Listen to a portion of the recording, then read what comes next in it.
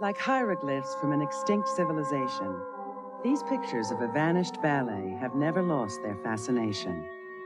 On May 29, 1913, in Paris, the curtain went up on Le Sacre du Printemps, the Rite of Spring, with choreography by the Russian dancer Vaslav Nijinsky, designs by the Russian painter Nicholas Roerich, and music by the Russian composer Igor Stravinsky.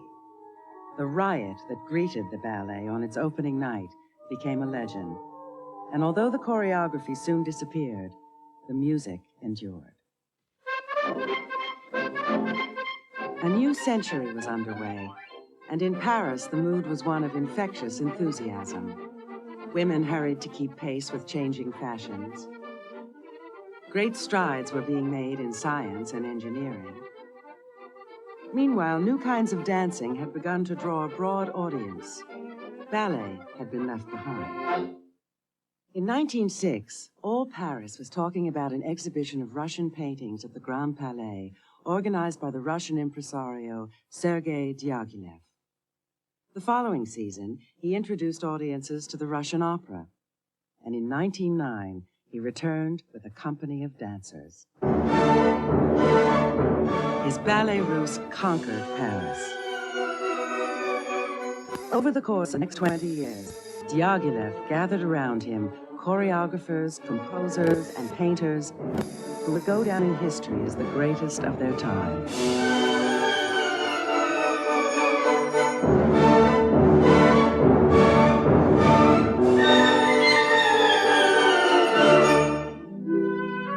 In Stravinsky, Diaghilev found a promising young composer and hired him to write for the ballet.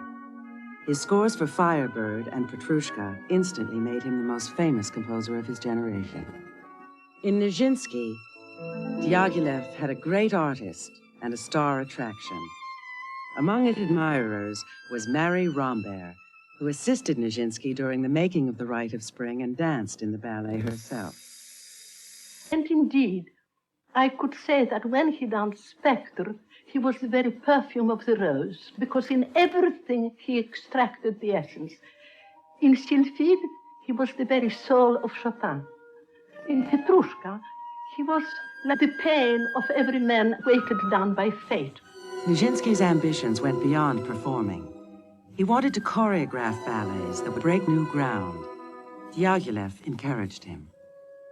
Nijinsky's first ballet, The Afternoon of Fawn, in 1912, scandalized the audience with an ending that was sexually explicit. Some French critics accused him of ignoring subtleties of Claude Debussy's music.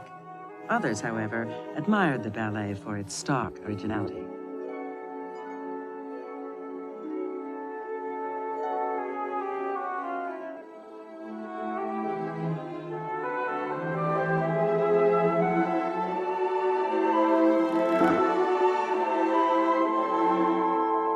The position was that the feet, both parallel, were going in one direction, and the body was facing the audience, and the arms were facing the audience. He walked on one line.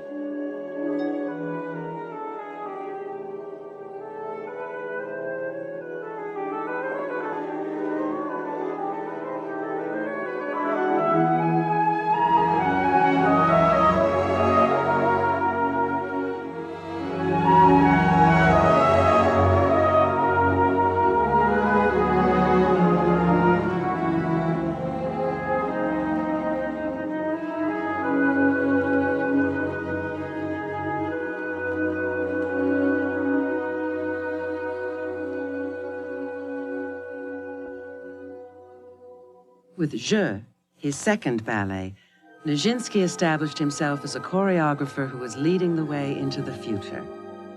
Je was the first ballet in modern dress, and it was based on a post-Freudian love triangle. I thought I was deeply interested in his art, and I admired it and so on. I knew, and everybody in the company knew, that he lived with Diaghilev. He was homosexual. And so that I sort of prevented myself from being in love with him. After Fawn, Diaghilev had begun laying the groundwork for a new ballet, proposed by Nicholas Roerich, renowned Russian painter and archaeologist whose art reflected his avid interest in primitive cultures. Later, Stravinsky recalled having a similar idea. I had dreamed a scene of pagan ritual in which a chosen sacrificial virgin dances herself to death. Reaching Switzerland in the fall, I rented a house in Clarens for my family and began to work. I put the piano on this wall. I worked from the beginning of the day to the end of the day. I continued to work after the dinner. When I was very, very tired, I went to bed. And I remember I slept very well. And I put on the door, it is here in French, it is here that I am composing the Sacre du Printemps. And I cite Igor Stravinsky. I like very much this corner.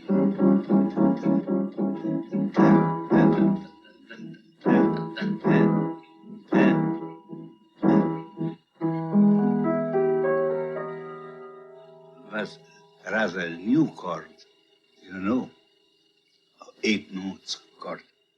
But the accents were even more new. And the accents were really the foundation of the whole thing. When I finished composing the Rite of Spring, I played it for Diaghilev. And I started to play him these chords, 59 times the same chord. Diaghilev was a little bit surprised. He didn't want to offend me. He asked me only one thing, which was very offending. He asked me, will it last a very long time this way? And I said, till the end, my dear. And he was silent, because he understood that the answer was serious.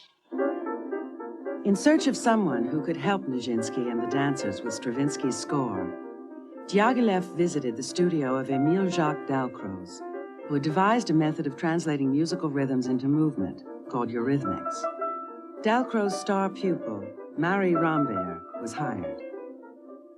And for a company who was used to ram-ta-ta, pum-pa-pa, pum-pa-pa, pum-pa-pa, of course it was awfully difficult, and they hated it heartily. They made my rehearsals very difficult. And Stravinsky arrived.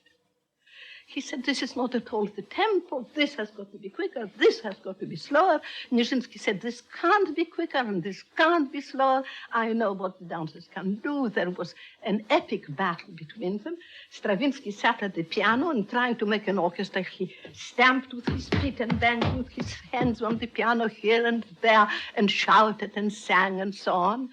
And, you know, I can't remember who won. It really is well over half a century ago.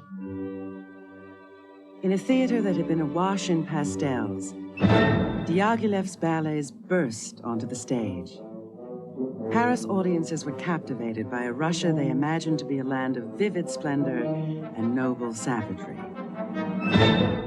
The exoticism that Diaghilev introduced was soon the height of fashion, and Paris society looked to the Ballet Russe as the epitome of style. Expectations for Nijinsky's new ballet were running high. So were tensions between Gabriel Astruc, the impresario for the new Théâtre des Champs-Élysées, and his audience, who found his programming too progressive. There had even been complaints about the new theater, later featured in Marcel L'Hervier's 1924 film, L'Inhumain. The architecture was considered too Germanic, not suitably French in style. On May 29, 1913, in the middle of an unseasonable heat wave, the Rite of Spring opened. At the performance, mild protests against the music could be heard from the beginning. Then, when the curtain opened, the storm broke.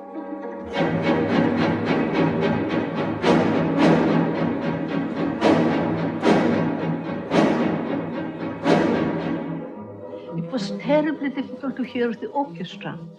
because of all that noise in the audience. I left the hall in a rage, and I remember slamming the door. I have never again been that angry. There was a most dreadful row. One woman went out of a box and slapped a man who was clapping. The chosen maiden, when she does the straggling dance, you know, she stands like this. That moment, somebody from the gallery called, "Ah, doctor!" And we continued to dance.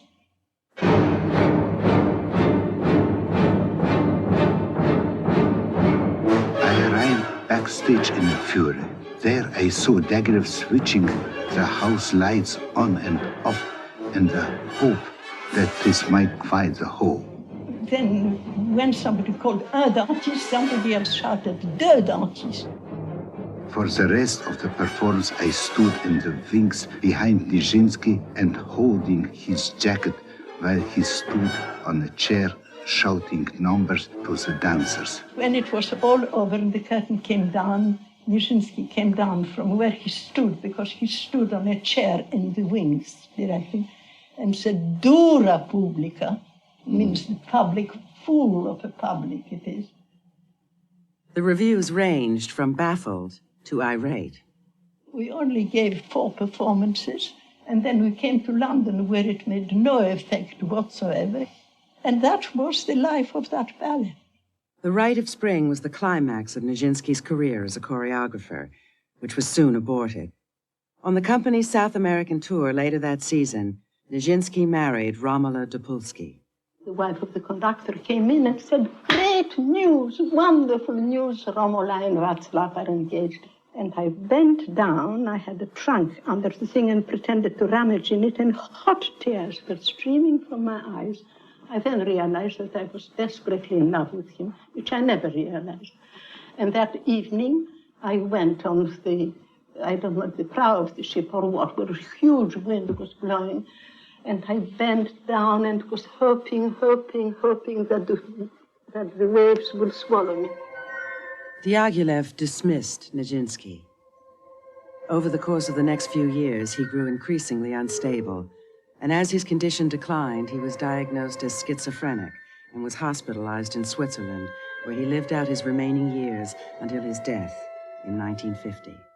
In the meantime, Roerich had continued designing for the stage, founded a school in New York, and eventually settled in the Himalayas, where his paintings became more preoccupied with religious imagery. Stravinsky, too, had moved on, but his score for the Rite of Spring had taken on a life of its own in the concert hall, where it was promptly recognized as a modern masterpiece.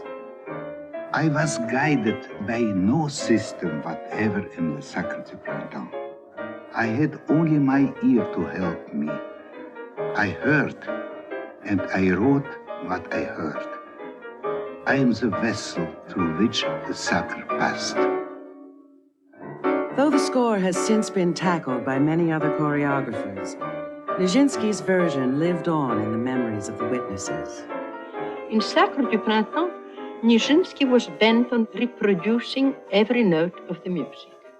In the end, I think he was right, because the music was so powerful and its rhythmic impact so tremendous that when it was all done by a company of magnificent dancers as they were, that practically doubled the impact of what Stravinsky had written.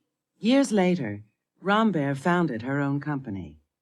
Among the choreographers who worked for her was a young American by the name of Robert Joffrey. In 1955, when I was 24 years old, I was invited to go to London to stage ballets for the Ballet Rambert. I used to ask her all about Nijinsky. In my eyes, he was the great dancer that I had never seen. And I think it's amazing is here you had this great dancer with enormous facility for classical technique. And when he choreographed, he didn't use that. But I'm sure without the encouragement of Diaghilev behind him, telling him to go on, do what you want to do, you know, make a mistake, but do it. And I think that that help is what encouraged Nijinsky to do something that was so unique and so different for its time. In Inspired by Diaghilev's example, Joffrey created a company of his own. And over the years, he acknowledged his debt by reviving important ballets of the Diaghilev era. Nearly 60 years after the Rite of Spring opened, Millicent Hodson, a young American graduate student, got interested in Nijinsky's ballet. Now remember, this was 1971. I was so struck by the contemporary look of the dancers in sock. The headbands, the braids, and the hand-painted costumes. Also, the way the feet turned in and the vulnerability of the posture was something that in fashion photography right then was very popular. And I started thinking about why did someone make a dance like this in 1913? Hodson met Robert Joffrey and discovered that he shared her interest in the Rite of Spring. Because Robert had been in England with Rambert in the 50s, had seen her demonstrate some of the movement. And so perhaps for this reason, more than anyone else, he believed in the possibility of recovering this work. With the exception of Marie Rambert, all of the people instrumental in creating the Rite of Spring were dead when Hodson began her research. Even if many dancers had survived from the production, no one else knew every step of the ballet but Rambert, both for Robert Joffrey in her kitchen and for me in her parlor later. 15 years difference in that time. She would sing parts of the music, and this was quite wonderful because you knew exactly where she was talking about in the choreography. A rehearsal score that Rambert had notated herself soon after the ballet's premiere was the only surviving record of Nijinsky's choreography. I went to her and asked for it, and she had lost it. The original she had sold to make money for her company. But somewhere in her house, she said, was a copy that she had not been able to find. Early in the research process, I began working here in London with the materials of the Theatre Museum, which include the collection of drawings by Valentine Gross. Valentine Gross, like many other young artists in Paris, went to the premiere to see the ballet. And she seems to have not planned to record this dance for posterity. But once she started, it seemed obsessive that she realized she had to finish. When I talked with Rambert, she was telling me, now don't believe those nice ones. Those show Valentine Gross in her admiration for Isadora Duncan. The little drawings, the fast ones that Valentine Gross did in the theater, like not even looking, just drawing, not looking, they have this kind of wooden quality, and this was what Rambert said. She said, be blunt, use that wooden quality, because that's what it really was. In the course of her research, Hodson met Kenneth Archer, whom she later married, an art historian and an authority on Nicholas Roerich. He shared her conviction that sock could be revived and embarked on his own research to recover Roerich's designs and to explore the attitude of the Russians toward their own past. They felt that Russia had gone too far into being influenced by the Europeans, by the French in particular. And so they wanted to look back into their own roots. So Roerich was part of that movement. Roerich was a guru, one might say, to Nijinsky. He was taken with Roerich's historical approach. And Roerich had told him about the ancient Slavs and their rituals, and he was very impatient to get Roerich's designs and costumes before he would start. He wouldn't start the choreography until he had these. Well, we've researched for sock in quite a number of places, in 5 countries, in 3 continents. In London, we worked at the Theatre Museum. That was the most important, the collection there. Also in New York. The Nicholas Roerich Museum. And in York, the Castle Howard Costume Galleries. Which for both of us actually was very important, the work at Castle Howard, because we could have so much immediate contact with the material and with the costumes, the accessories and so on. I'm trying to see if there's another line in there that's just gotten faded out, or is that just, I guess that's just the bottom line of the squares. I'll have a closer look. I managed to find 80% of the costumes and a good number of the accessories. I'll count squares. That would help, wouldn't it? Yeah. I count the number of squares and make No, it I don't think there is another line. There are designs on the costumes, actual shapes, circles within circles, squares, diagonal crossings, crossbone effects, that you can actually see in the ground patterns of the choreography. As regards the decors, what I had to do was to find Roerich's original designs. The first one was the easiest because there was a reproduction in the magazine that was in black and white. and I had all the verbal evidence from the critics at the time. And I took color from Roerich's other variants and some of his Slav paintings that he did at the same time. Now, for Act Two, it was much more difficult because I couldn't find a Roerich visual, but I did find in this museum his 1930 backdrop in which he'd synthesized the two sets for Act One and Two in 1913. So one of the ways I worked was deconstructing that, taking away the elements that I knew from the first act, and what remained was helpful for the second act. As the next step in the reconstruction, Hodson and Archer organized the information they had gathered in notebooks that would serve as blueprints. His for supervising the execution of the costumes and sets, hers for staging the dance. I kept them in different forms over all the years I was working, and essentially filled in the blanks. I would have the layering on of what Stravinsky had said in his notes about that moment in the music, what Rambert had said, what I knew from the critics, what I knew from any of the memoirs of the dancers that they had written, and also visually, what, in relation to those few measures, could I prove from visual sources. Then I had my own drawings that interpreted the verbal material. 5 years after Hodson started working in earnest, Rambert's score resurfaced. When she died, her archivist found in the bedroom wardrobe, at the very bottom, this score that she had notated. I don't think that had I found it in 1979, when I first asked her for it, that I could have done with it what I could do in 1984, because not having it forced me to go all around it, and having it then gave me the confirmations and the directions that I needed to finish.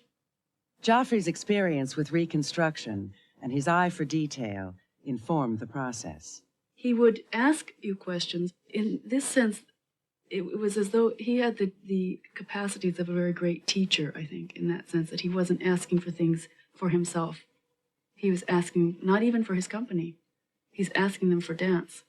What should one do if there's a gap, if there's a costume missing, or if there's a piece missing in the choreography? And he said, well, you have 2 points, the points which you've established from the evidence that you have.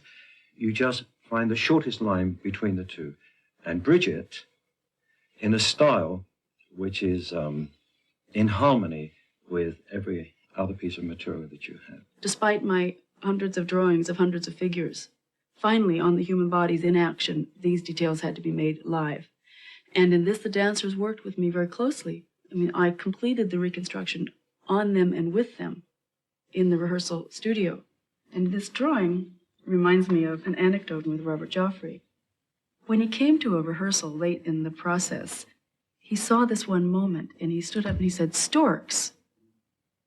And we all looked at him, "Storks?" And he said, "That's what she called it, Rambert. When the 3 women come, very tall, on 3/4 point, their arms very flat to the audience."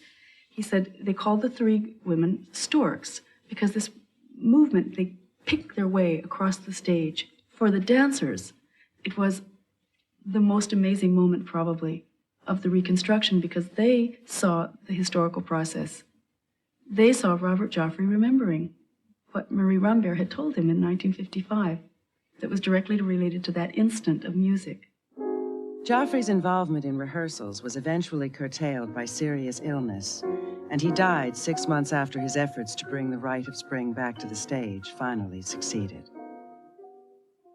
The actual event of the ballet that gives meaning to the whole thing is this question of sacrifice. And the idea is that there is this marriage between a member of this ancient tribe and the sun god that the young woman dances in order to save the earth.